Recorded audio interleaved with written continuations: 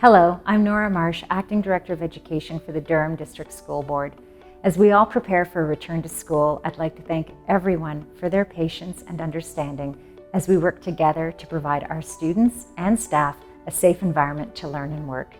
DDSB staff understand that families have many questions, and our dedicated teams will work with you, both in our community schools and our newly launched DDSB at-home virtual schools, to serve your child's needs as we move forward.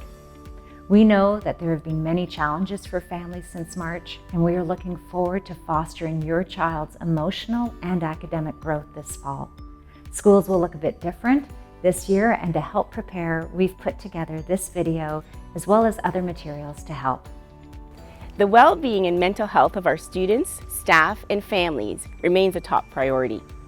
Educators will be focusing on encouraging belonging and supporting student mental health. They'll be given resources and everyday strategies to foster positive in-person and virtual classroom practices that lead to mentally healthy classrooms. This pandemic has been hard on everyone in different ways.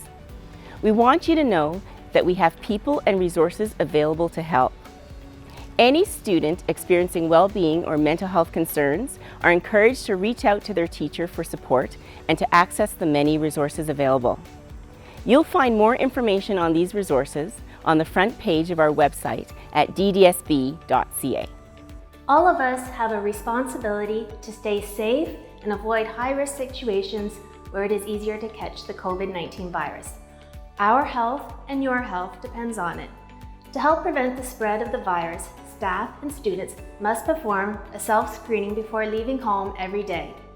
Parents should do this for younger students. To proceed to school, you must pass the self-screening and confidently answer no to all 3 questions. 1. Do you have any of the following symptoms? 2.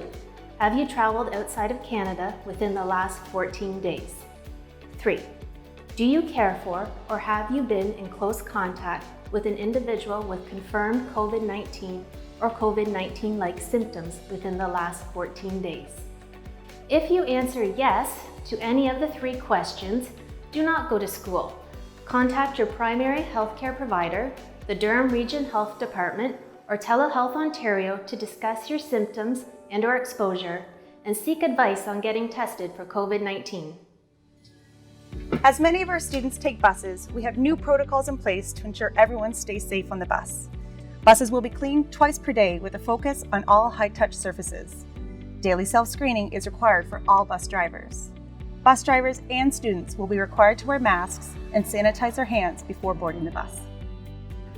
When waiting for the bus, all students should stay at least 2 meters apart.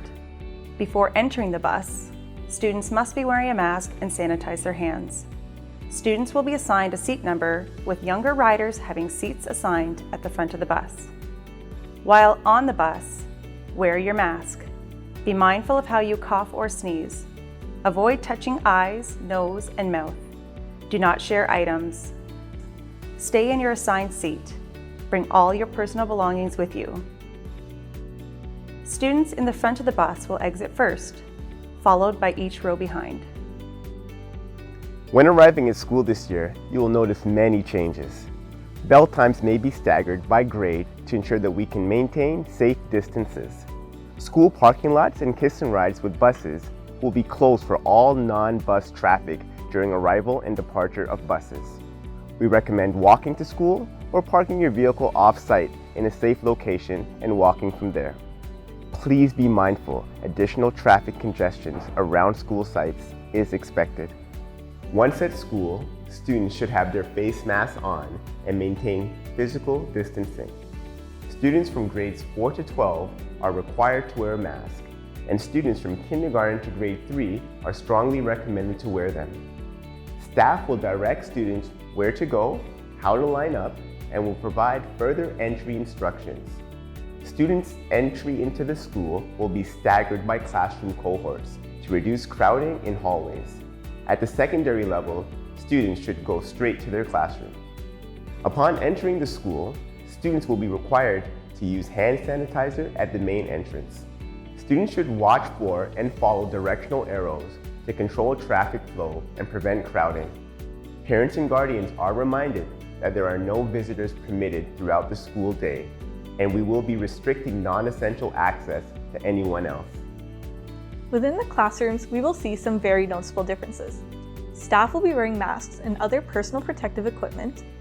Secondary classrooms will have approximately 15 students in person. In elementary classrooms, students will be spaced apart by a minimum of 1 meter. Extra furniture, additional clutter, and softer plush surface items such as rugs have been removed from classrooms. There will be a hand-washing sink with soap and paper towels or alcohol-based hand sanitizer in classrooms. A schedule to regularly clean hands will be incorporated into our daily routine. Throughout the school day, many things have changed in order to keep students, staff, and families as safe as possible. Some examples include student lockers will not be available and belongings must always be kept with you. Weather permitting, activities such as classes and lunch breaks may be held outside. Large gatherings and assemblies will be postponed until further notice.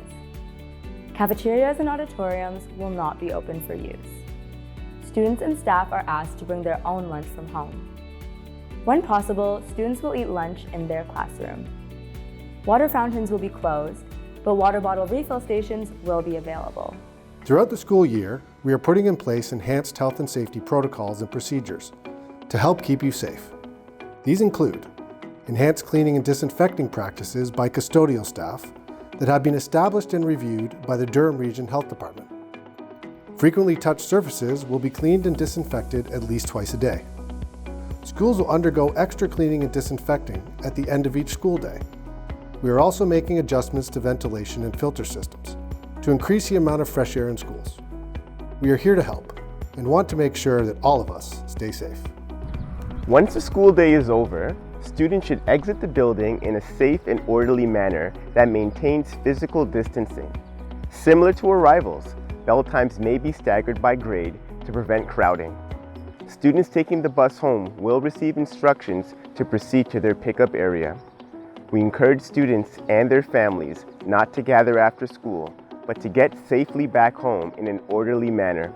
Don't forget that once the school day is over and you are at home, we still need to stay safe and follow the rules to protect your friends, family, and everyone at school. Now, I know you're wondering, what happens if someone gets sick? Students or staff who develop COVID-19 symptoms will be immediately separated from others and brought to a health room in the school. The student's emergency contacts will be notified and required to immediately pick up the student. The school is required to contact the Durham Region Health Department if COVID-19 is suspected in a student or staff member. They will then provide direction on what must happen next, including information on where to get tested for COVID-19.